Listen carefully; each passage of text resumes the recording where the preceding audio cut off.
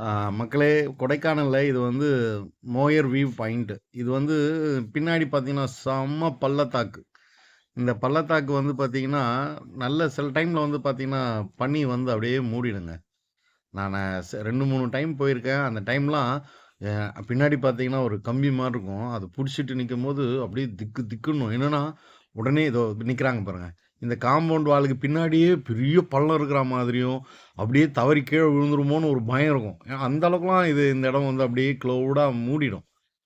ஆ இந்த open area பார்க்கும்போது தான், அங்க ஒண்ணுமே இல்ல. கிட்டத்தட்ட ஒரு 200 மீட்டர் வரைக்கும் நடந்தே போலாம் போல.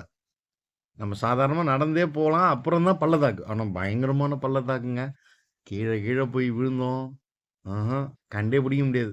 எந்த இடத்துல போய் சேர்ந்துருக்கிறோன்னே தெரியாது. பயங்கரமான பள்ளத்தாக்கு. இந்த மோயர் பாயிண்ட்டுங்கிறது வந்து ஒரு தாமஸ்ங்கிறவரோட நினைவா, அவர் ஆங்கிலேயராம். அவரோட நினைவுக்காக அவரோட பேர் இந்த இடத்துக்கு வச்சிருக்கிறாங்க. இது ஆனா செம்ம பிளேஸுங்க அது. போயிட்டு பாருங்களேன். இங்க ஆனா மங்கீஸ்க்கு ரொம்ப அருமையா விளையாடும்.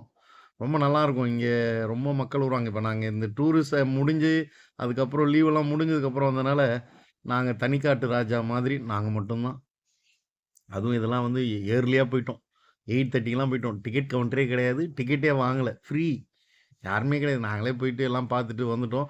நாங்க ரிட்டர்ன்ல வரும்போது தான் ஒவ்வொரு பாயிண்ட்லயும் டிக்கெட் எடுக்க உள்ள அந்த டிக்கெட் குடுக்குறவங்களே வராங்க.